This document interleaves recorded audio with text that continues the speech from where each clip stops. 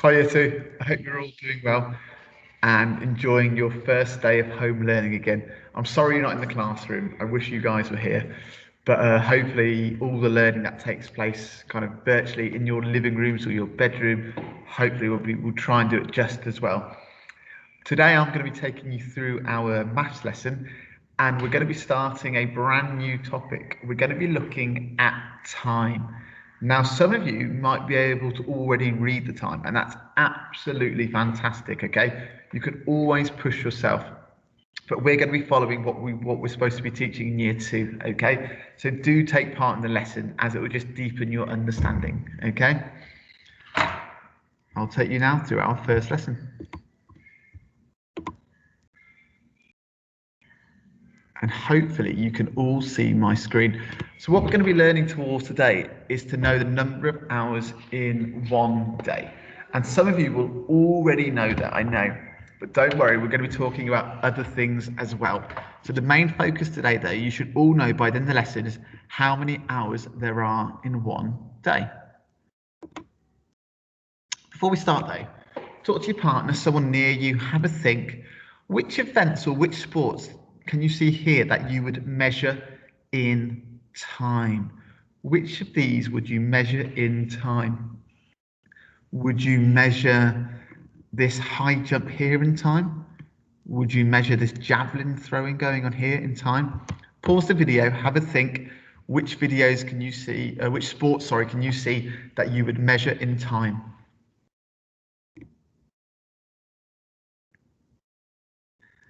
Okay, well done if you said the running race here. Okay, when you do your 100-meter race, okay, you're measuring the time it takes you to get from one end to the other. Well done if you said the swimming race. Okay, you're seeing how fast you can swim one length of the swimming pool. Okay, some things like the javelin, this spear, this person is throwing here. Sometimes we measure in length. Okay, we learned that last term, but sometimes we also measure in time. Okay, time is very important. Star words today, though, are time, hour, day, morning, midday, afternoon, evening, night, and midnight. So all those words are going to be popping up in today's lesson. The first thing I'm just going to tell you, in one day, there are 24 hours. One day consists of 24 hours. You can break up one day into these little segments called hours, and there are 24 of them, okay? A bit like an orange has its segments, a day has its segments as well, and those segments are broken up into 24 hours, okay? And here you can see a very special clock, okay? It has 24 hours going around it. Each time we go to a new analog clock face, it's 1 hour has passed. And by the time we get back around here, there's been 24, one full day. 1, 2, 3, 4, 5, 6, 7, 8, 9, 10, 11, 12, 13, 14, 15, 16, 17, 18, 19, 20, 21, 22, 23, 24. There are 24 hours in one day. Tell someone near you how many hours there are in one day. If that's your cuddly toy, that is okay. Tell them.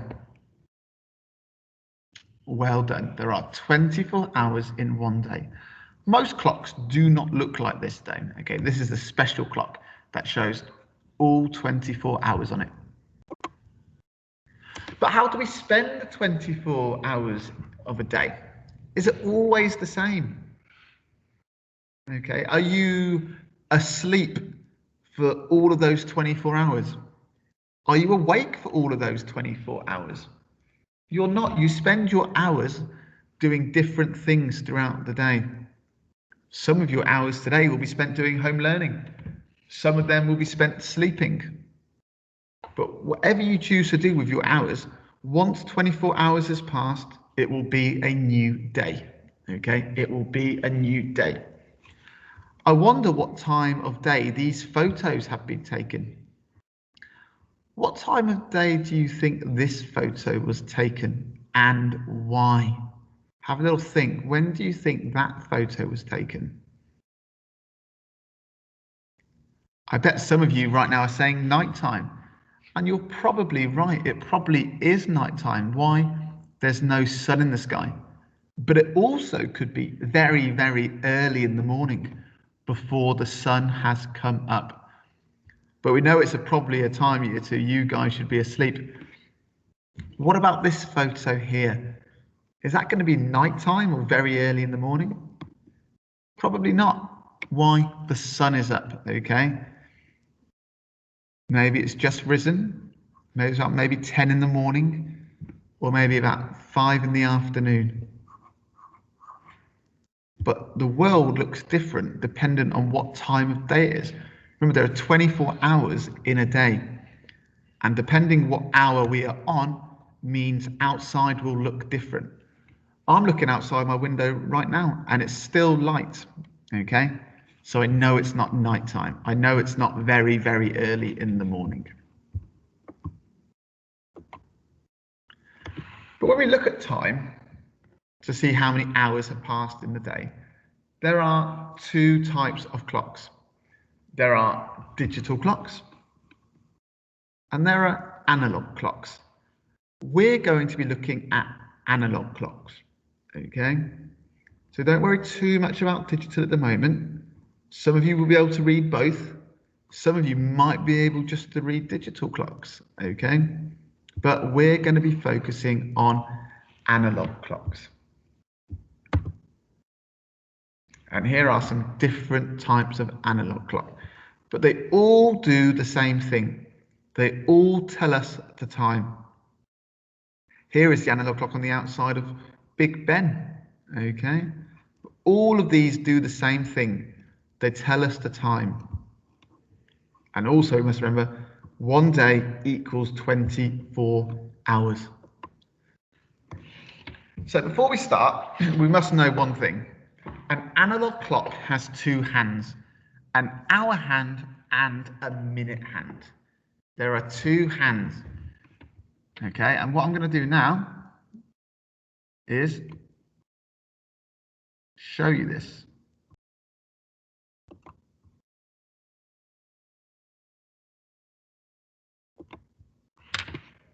And now hopefully now you can see me. Because I've got a nice big analog clock here and we can see the two hands, okay?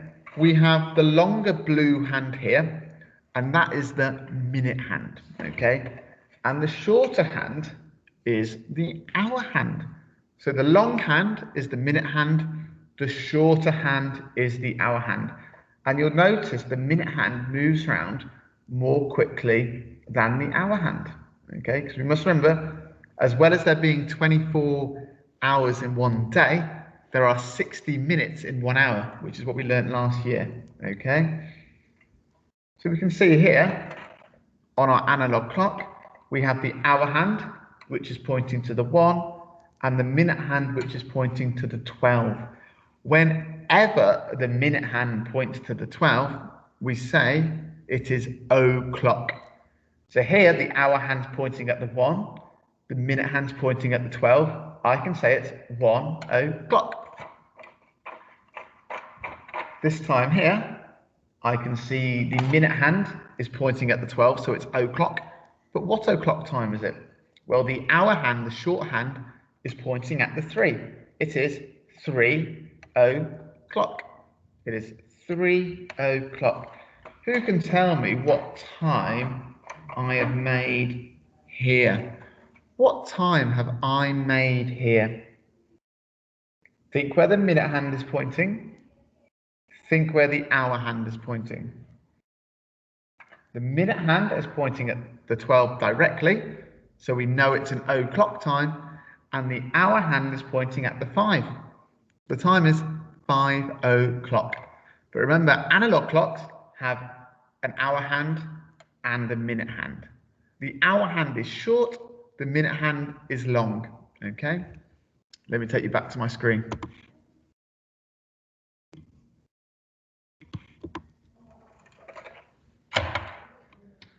So here, the minute hand, and then the short hour hand here. This time here is 3 o'clock. Things to recap. In one day, there are 24 hours. But how many hours are on the analog clock?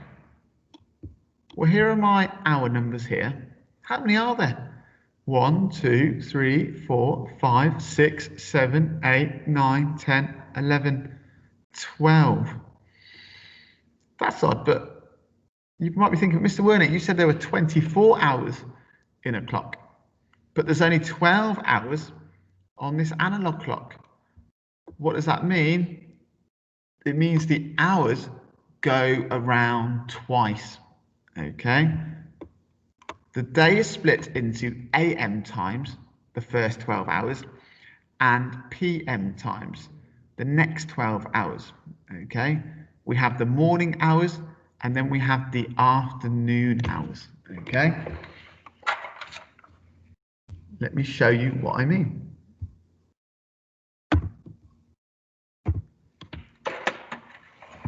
So as I said to you, an analog clock has 12 hours on it, but there are 12 hours in a day. That means the hour hand must go round the clock twice, completely. So a new day starts at 12 midnight. As soon as midnight happens, 12 o'clock at night, that is the start of a brand new day. And then we would have 1 o'clock in the morning, 2 o'clock in the morning, 3 o'clock in the morning, 4 o'clock in the morning, 5 o'clock in the morning, 6 o'clock in the morning, 7 o'clock in the morning, when you might be waking up now, 8 o'clock in the morning, maybe a bit of breakfast, 9 o'clock in the morning, 10 o'clock in the morning, 11 o'clock in the morning, 12 afternoon. Now it's no longer the morning. Now we are in what we call the PM times, okay? Post-meridian, I believe, but check that. And what we have now, the morning has finished, and the hour hand has done one full lap of the clock. It has gone round 12 hours. But we know, year 2, there are 24 hours in the day. So this hour hand must go round the clock one more time. So the time now is not just 1 o'clock, it's 1 o'clock in the afternoon, 2 o'clock in the afternoon, 3 o'clock in the afternoon, 4 o'clock in the afternoon, 5 o'clock in the afternoon, 6 o'clock, people tend to say now the evening, 6 o'clock in the evening, 7 o'clock in the evening, 8 o'clock in the evening, 9 o'clock in the evening, and obviously you're all very much fast asleep now, 10 o'clock in the evening, 11 o'clock in the evening, and we're back again at midnight for a brand new day. The hour hand has now gone round the clock twice, 24 hours. Remember, your times tables, 12 times 2 equals 24.